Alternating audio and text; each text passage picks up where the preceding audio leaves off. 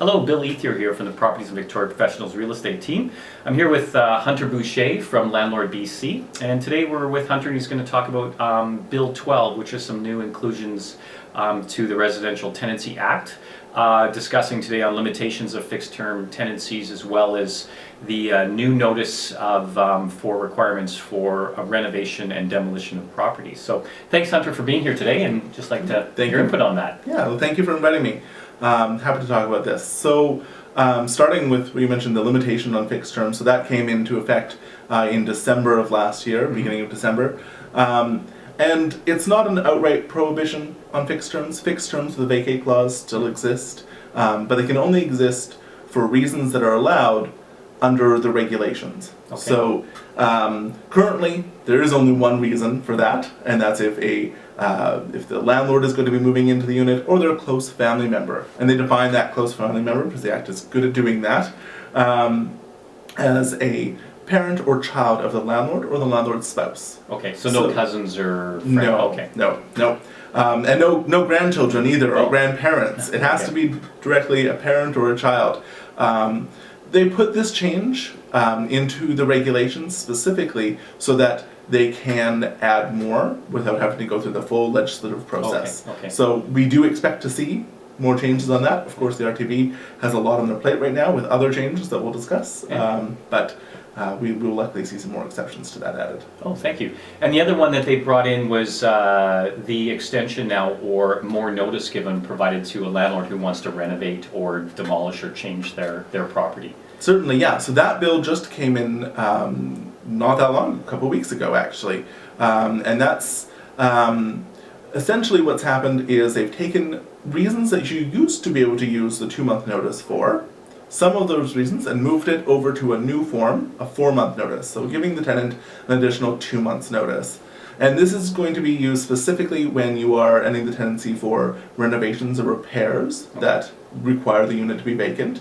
It's also going to be used in situations where you're demolishing the unit. Okay. So if you're doing one of those things, then you would give the tenant 1 month compensation, that stays the same, and then 4 months notice. Essentially, they don't pay the last month's rent. Their notice period to dispute this notice has also increased. With the 2-month notice, it was 15 days. It's moved now to 30 days. Okay, full month. Which of course still should mean that the hearing should occur before the end of the notice period, so that's a positive, I suppose. But not much else in that has changed regarding the notice itself. So it still has to be, you have to have a scope of work that requires the unit to be vacant.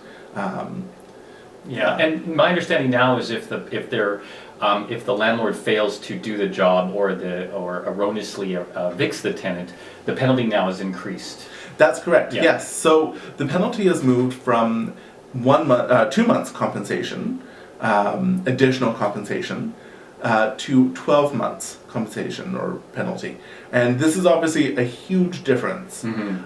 But there's also a change in kind of how they determine that penalty as well. So previously, under the 2-month notice, if you served a notice and it was considered that it was given in bad faith after the fact, the tenant could apply for 2 months compensation, and if you just didn't do the thing, so if you didn't move into the unit or you didn't do the repairs, you'd be liable for 2 months compensation. And it doesn't matter what the reason was. Now, with 12 months penalty, the arbitrator is allowed to actually take in consideration what led to the landlord not serving this notice. Oh, okay. Which is actually a benefit. Mm-hmm. Life happens. Yeah. Things can change. If you gave the notice because you were going to move in your parent to the unit, and now the parent needs to go into perhaps supportive housing. Yeah. And that's something that has changed. Well, that can be taken into consideration now. Previously, it couldn't. Okay. You'd be liable no matter what.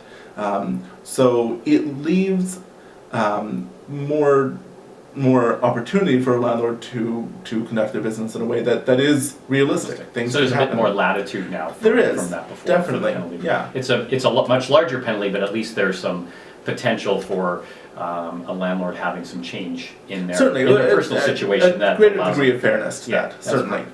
And one of the last points I wanted to touch on today too now is when a purchaser purchases a property that's currently tenanted and they want to move into that property, they have to give the notice to the tenant for 2 full calendar months.